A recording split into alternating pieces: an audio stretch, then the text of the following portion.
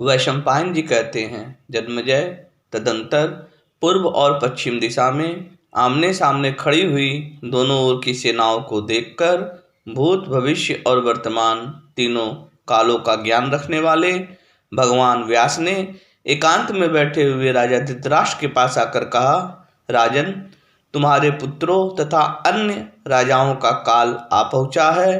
वे युद्ध में एक दूसरे का संहार करने को तैयार हैं।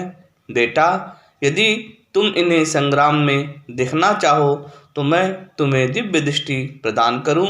इससे तुम वहां का युद्ध भली भांति देख सकोगे। धृतराष्ट्र ने कहा, ब्रह्मऋषि, युद्ध में मैं अपने ही कुटुंब का वध नहीं देखना चाहता, किंतु आपके प्रभाव से युद्ध का पूरा समाचार सुन सकूं, ऐसी कृपा आप अवश्य कीजिए। धृतराष्ट्र युद्ध का समाचार सुनना चाहते हैं, यह जानकर व्यास जी ने संजय को दिव्य दृष्टि का वरदान दिया।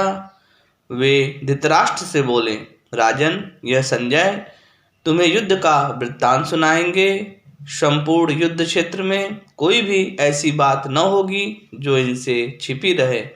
यह दिव्य दृष्टि से संपन्न और सर्वज्ञ हो जाएंगे।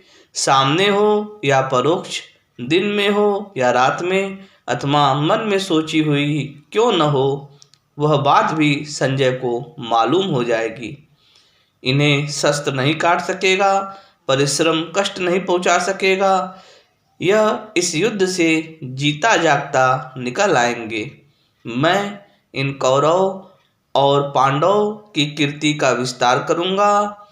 तुम इनके लिए शोक न करना, यह देव का विधान है, इसे टाला नहीं जा सकता। युद्ध में जिस ओर धर्म होगा उसी पक्ष की जीत होगी। धृतराष्ट्र से ऐसा कहकर मुनिवर व्यास जी क्षण भर के लिए ध्यानमग्न हो गए। इसके बाद फिर कहने लगे, राजन, इसमें तनिक भी संदेह नहीं कि काल सारे जगत का संहार करता रहता है।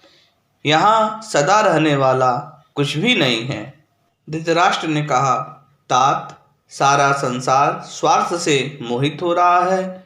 मुझे भी सर्वसाधारण की ही भांति समझिए। मेरी बुद्धि भी अधर्म करना नहीं चाहती, परंतु क्या करूं, मेरे पुत्र मेरे वश में नहीं है। व्यास जी ने कहा, अच्छा, तुम्हारे मन में यदि मुझसे कुछ पूछने की बात हो तो कहो, मैं तुम्हारे संदेह को दूर कर दूंगा।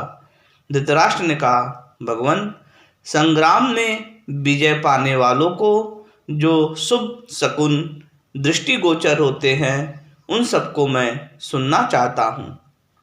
व्यास जी ने कहा, हवनीय अग्नि की प्रभा निर्मल हो, उसकी लपटें ऊपर उठती हों अथवा प्रदक्षिण क्रम से घूमती हों, उनसे धुआं न निकले, आहुति डालने पर उसमें पवित्र गंध फैलने लगे तो इसे भावी विजय का चिन्ह बताया गया है।